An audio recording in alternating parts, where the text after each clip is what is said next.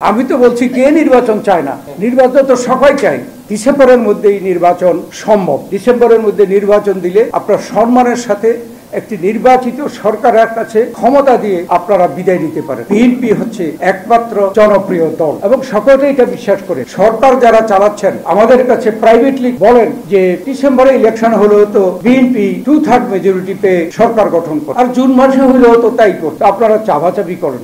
ওয়ালটন আবারও মিলিয়নিয়ার অফারে ওয়ালটন ফ্রিজ কিনে আপনিও হয়ে যেতে পারেন মিলিয়নিয়ার।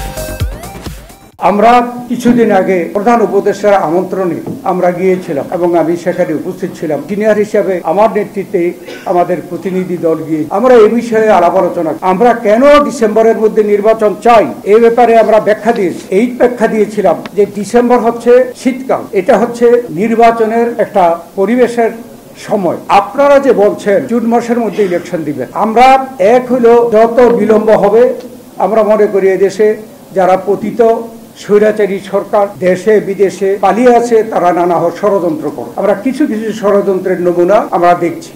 যত বিলম্ব হবে ষড়যন্ত্র হইতে পারে, সেটার থেকে রক্ষা করার জন্য আপনি যত শীঘ্র নির্বাচন দেওয়া প্রয়োজন। আপনারা যে বলছেন জুনই দিবেন, এর আগে কি হয় ডিসেম্বরের পরে? এর পরের বছরের জানুয়ারি মাস, এরপরে ফেব্রুয়ারি মাসে রোজা, এটা আমরা বলেছি।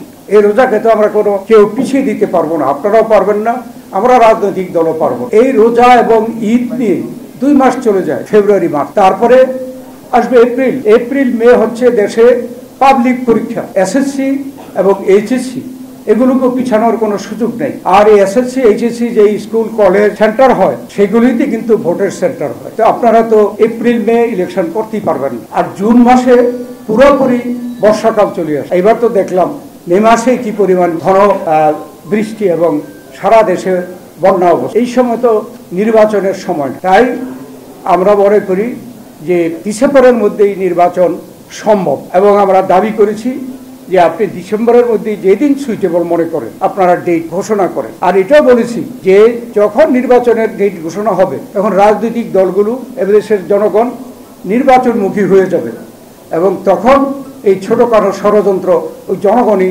মোকাবেলা করবে। এবং এটা এই সরকার যেহেতু অন্তর্বর্তীকালীন সরকার, আপনারাও বলেন আপনারা অনির্দিষ্টকালের জন্য থাকবেন, আপনার একটা সময় পর্যন্ত বিদায় নিতে হবে, তারা এটা স্বীকার করে হ্যাঁ বিদায় নিতে হবে। আমরা মনে করি ডিসেম্বরের মধ্যে নির্বাচন দিলে আপনার সম্মানের সাথে একটি নির্বাচিত সরকারের কাছে ক্ষমতা দিয়ে আপনারা বিদায় নিতে পারেন। এর থেকে তো সম্মানের আর কিছু হতে পারে। আর আমরা মনে করি এই কারণে আপনারা জুন মাসে নির্বাচন করতে পারবেন না। এর থেকে যদি বিলম্ব হয় আপনারা এমন সব ষড়যন্ত্রের মোকাবেলা হবে যে কখন নির্বাচন হয় আমরা অনিশ্চিত। সেই জন্যই আমরা ডিসেম্বরের মধ্যে চাই। এখানে তেমন কোনো সদুত্তর দিতে পারে নাই যখন আমি জানুয়ারি থেকে জুন পর্যন্ত যে অসুবিধাটি আছে বলার পরে। তাই আমরা পরিষ্কার বলেছি যে ডিসেম্বরের মধ্যে দেশের জনগণ নির্বাচন চায়। আর আপনারাও জনগণকে ক্ষমতা গ্রহণ করেই বলেছেন জনগণের অধিকার ফেরত দেওয়ার জন্য আপনাদের প্রধান কাজ। এবং অধিকার ফেরত মানে হলো ভোটের অধিকার হচ্ছে সর্বোচ্চ। 16 বছর যাবৎ জনগণ ভোটের অধিকার পায় না। আপনারা ভোটের অধিকার দিয়ে জনগণের নির্বাচিত সরকারের কাছে ক্ষমতা হস্তান্তর করে গেলে দেশও শান্তিতে অগ্রসর হবে ভবিষ্যতের দিকে এবং জনগণও খুশি হবে, আপনারাও সম্মানের সাথে বিদায় নিতে পারবেন। এখন কিছু ব্যাপারে প্রশ্ন উঠেছে, কেউ কেউ সংস্কার চায়। আমরা বলেছি যে আমরা তো সংস্কারের পক্ষে এবং এই সরকার আসার আগেই তো আমাদের ভারপ্রাপ্ত চেয়ারম্যান তারেক রহমান 31 দফা সংস্কার কর্মসূচি জনগণকে উপস্থাপন করি। আমরা বলেছি যে আমরা জনগণ যদি আমাদেরকে ক্ষমতায় বসায় এই 31 দফা কর্মসূচি আমরা পালন করব সংস্কার। এবং সরকার এসে সংস্কারের প্রস্তাব দেওয়ার পরে আমাদের প্রতিনিধি গিয়ে আমাদের পক্ষ থেকেও সংস্কারের প্রস্তাব দেওয়া হয়েছে। আমরা খোলাখুলি বলেছি যে সকল রাজনৈতিক দল একমত হবে এমন কোনো কথা নয়, তাইলে তো আমরা বিভিন্ন রাজনৈতিক দলই করতাম, সব যদি একমত হয়ে যেত। অতএব মিনিমাম ঐকমত্য তৈরি করে আপনারা নির্বাচনের দিকে অগ্রসর। এখন আবার সরকার বলেছে এই মাসে 2 তারিখ থেকে শুরু হবে, কালকে থেকে বোধহয়, যে ঐকমত্য প্রতিষ্ঠার জন্য এর আগে এই কমিটির যে ভাইস চেয়ারম্যান যে আলী রিয়াজ সাহেব, প্রফেসর আলী রিয়াজ সভা করেছেন সবাই। এখন প্রধান উপদেষ্টা আগামী করলো এটা আবার 2য় দফা আলোচনা শুরু করব।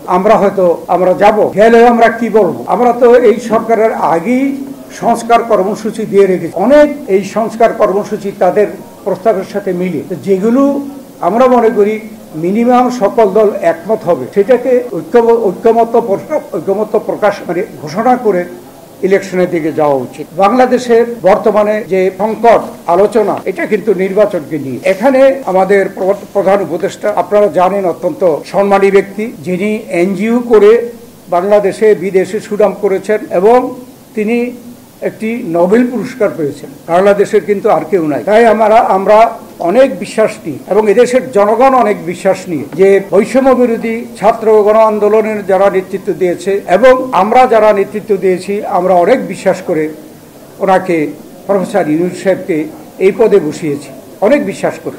কিন্তু তিনি জাপানে গিয়ে যে বক্তব্য রেখেছেন, এতে আমরা হতাশ। কেননা উনি বলেছেন একমাত্র নাকি বাংলাদেশে বিএনপি নির্বাচন চায়। আমি তো বলছি কে নির্বাচন চায় না? নির্বাচন তো সবাই চাই, কিন্তু আমরা বলেছি ডিসেম্বরের মধ্যে ইলেকশন হলে নির্বাচন কমিশনের সুবিধা, সরকারের সুবিধা, জনগণের সুবিধা।